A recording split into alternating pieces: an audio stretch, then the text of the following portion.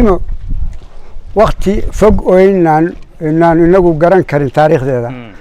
أيها هدف نيل أورنجري وأديو بقطوي أبصيرين تاع بعد وقت الماما أيها الدقي ساسا لو بحي هدافتيمو halkan waa magaalada Hadaftimo oo kamid ah magaalooyinka qadiimiga ah gobolka Sanaag. Hadaftimo waxa la degay sanadku markuu 1944 oo iminka laga joogo 74 sano. TV-ga Ariel oo halkaasi safar ku tagay waxa uu la kulmay qaar kamid ah odayaashii u soo jooga taariikhiga waaya dheer magaalada Hadaftimo. haddaba waxa isweydiin mudan xagee bay maraysaa Hadaftimo 74 sano kadib. kuwani waa qaar kamid ah odayaasha magaalada Hadaftimo oo ka waramaya marxaladii kala duwan oo ay soo martay magaaladani. deegaankeedaas leeyahay waxa la asaasay 1944 laba beerood oo halkaas midna uu leeyahay Maxamed Irgin midna uu leeyahay Xuseen Yuusuf baa laga sameeyay waa soo socotay markay ahayd taariikhdu dhowr iyo kontonkii baan u wada inay ahayd daartii ugu horeysay baa laga dhisay oo sabarkaas ina daana tii ku xigtay oo halkan nin cali shaboota la oran jiray uu ahaa baa laga dhisay Cabdullaahi Bootan laba daarood isku qabsan waa ka soo socotay 60kii baa balaamay magaalada markaas aad loo degay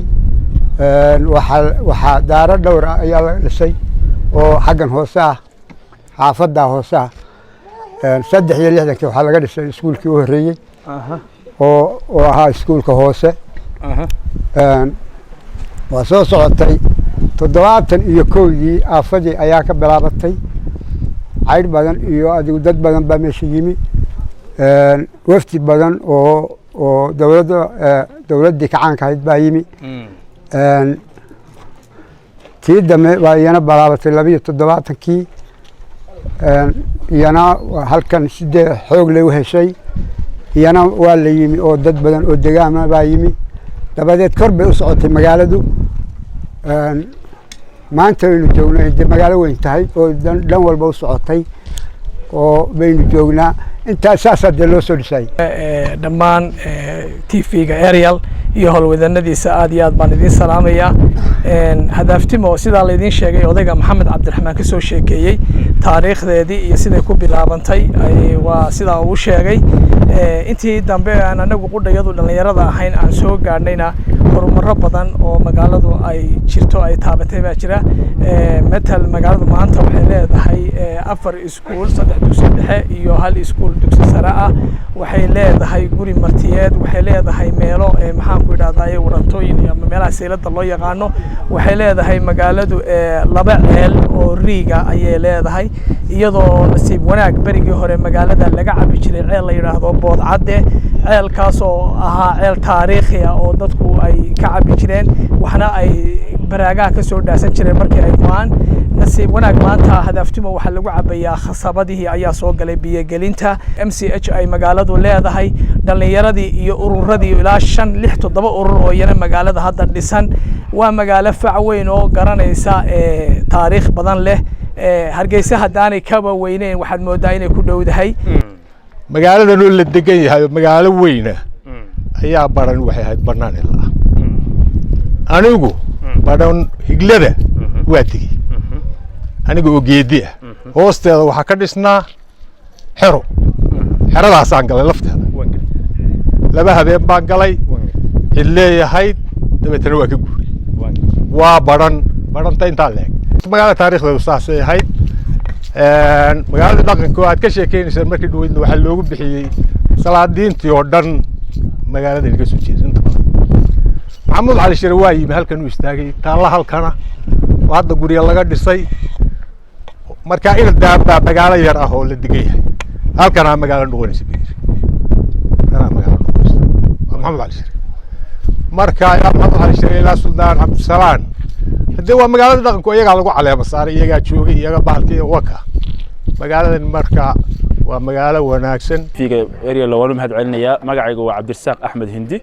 inta ka bacdi walaal magaalada Hadaftimo odayaasha ka soo sheekay taariikhdeeda anigu waxaan ka hadlayaa qaybteeda waxbarashada magaalada alxamdulillah waxa ka hana qaaday madaaris fada badan iskuulaad fada badan ilaa heer secondary ay maanta leedahay hadaaftimo waa magaalo runtii mudan in lagu daydo waxyaabaha ka socda xagga waxbarashada maanta anagu marka alxamdulillah ardayda ka baxday secondary-ga ay tagto jaamacadaha alxamdulillah meelaha ugu fiican ayay ka fadhiistaan magaalada tan runtii waxay ahaan jirtay meelihii ugu soo horeeyay oo dhaqanka markii dambena siday u socotay waxbarashadii ku soo biirtay dhalinyaradii baa joogta ilaa alxamdulillah dhalinyaradayda isku midaysan tahay waxbarashada waa ka midaysannahay iskuulaadka magaalada ku yaala oo aad runtii aan ugu mahadcelinaya macallimiinta dhigo oo tayo leh waxa ay ka qayb qaateen horumarkii magaalada maanta hadda waxa u soo barta oo yimaado macallimiin u noqda qayb inta badan waa magaalada ardaydii ka hana qaaday magaalada hadaaftimo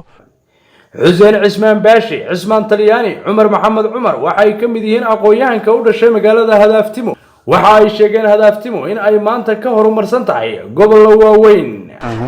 maanta magaalada horumarkeedu aad iyo aad buu u kobcayaa u siyaadayaa dhanka ha noqoto waxbarashada dinba heer buu ka soo gaaray ama heerkan ka soo gaaray iyo maanta stage-ka taagan tahay aad iyo aad bay u kala duwan yihiin oo kala fog yihiin ana muddo magaalada ka maqnaa haddana aan hadda ku soo laabtay waxaan oran karaa waxay gaadhay horumar la taaban karo bay dhan walba ka gaadhaysaa ha noqoto waxbarashada dhanka dhalinyarada markii la eego dhalinyarada inta badan garoomo iyo salaxyo iyo waxyaabo kala duwan bay xiisayaan horumarku bay ka mid tahay magaaladu waxyaabahaas qaybahaas ma leedahay aad iyo aad waa leedahay salaxdeedii waa leedahay dhowr garoon baa ku yaala timam aad u fara badan bay leedahay aan hadda tirin karin xitaa magaalooyinku waa u yimaadaan dhanka sportska oo iyadu xadba male dhanka kalena waxay maraysaa magaalada heer loo soo dalxiis tago ka soo gaadheen meeshta waa meeshaan ku dhashay hase haatee meeshan waxay leedahay goobo dalxiis waa dhul qurux badan laakiin saa ay tahay haddana horumarkeedu aad buu u tallaabsanayay sanadadii ugu dambeysay waa ku dhowahay bismillahi raxmaani raxiim magacayga haddaan ku bilaabo waa cumar maxamed cumar marka koowaad aad baan ku salaamaya adigoo yacquub caysheeya iyo tv-ga eryalba aad baan kaaga mahadcelinaya haddaan intaa ka gudbo anigu waxaan ka mid ahay dhalinyarada magaalada hadaaftimo ku dhashay ku barbaaray waxna ku bartay haddeerna ka mida ururada isxilqaamay ee ka dhisan degmada hadaaftimo anigoo ku hadlaya dhammaan ururada magacooda khaasatan ururkan ka tirsanahay midnimo association runtii haddaan kaaga warbixiyo ururada iyo waxqabadyada aan ku soo kordhinay magaalada iyo waxyaabaha uu qorshaha iyagu iyo hiigsigayagu yahay waxa weeye inaan magaalada bilicdeeda kor u qaadno yacquub casheeye oo idinkala soo hadlaya xarunta dhaqanka hadaaftimo